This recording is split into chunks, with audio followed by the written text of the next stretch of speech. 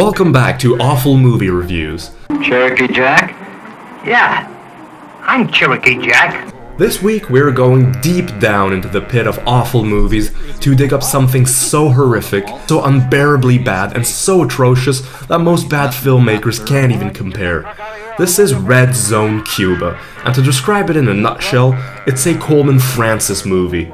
What does that mean? Well, Coleman Francis was the type of director that made Ed Wood look like Orson Welles. He achieved a level of ineptitude that I never even thought was possible. Now, this movie was actually shot in 1961, but wasn't released until 5 years later, although I think that it shouldn't ever have been released at all.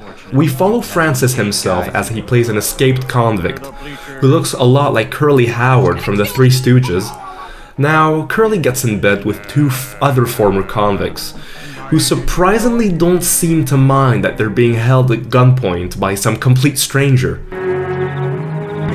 No need for that gun. Sit down, have some coffee. Few beans left. No need to make a fuss. In order to run from the law and make some money, the three enroll in a military operation during the Bay of Pigs. Now this is when the movie gets even more stupid. How is it that the military don't ask any questions whatsoever concerning the identity of those people?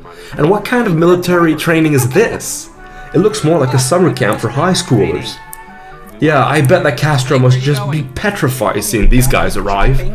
And it's also amazing how they plan on invading Cuba and assassinating its dictator by storming the whole country with only 7 men, who by the way seem to have no idea as to what they're doing.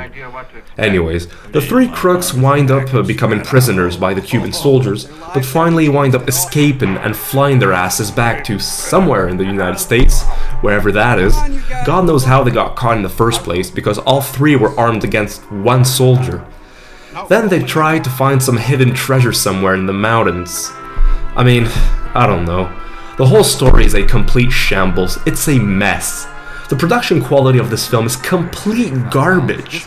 I mean, just look at this. This is awful. How could the production team possibly just let that go? I don't know what happened to the mic man as well, because the sound of the dialogue here is complete vomit.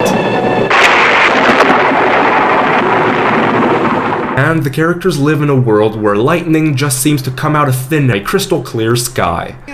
I just love it how the characters fly away from Arizona, only to land in Arizona? I thought that this was supposed to be Cuba. Happened to see a big fella, about 200 pounds maybe, hitchhiking. I think you better take a look in the mirror, buddy.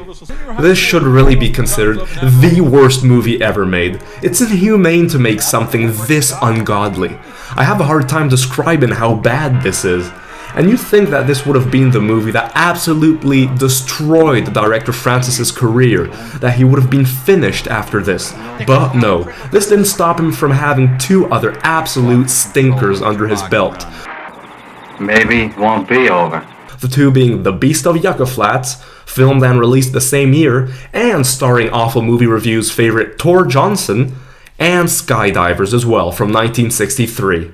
I have a hard time believing that it features a guest appearance by John Carradine. Yes, the John Carradine. What was he thinking? His appearance in the film just completely tarnishes his reputation. I cannot believe this. Bottom line, I'm taking it upon myself to officially state that Red Zone Cuba is worse than any of the Ed Wood movies I've reviewed, but all together. Yeah. That's just to show how disgusting this piece of crap is. What an awful movie.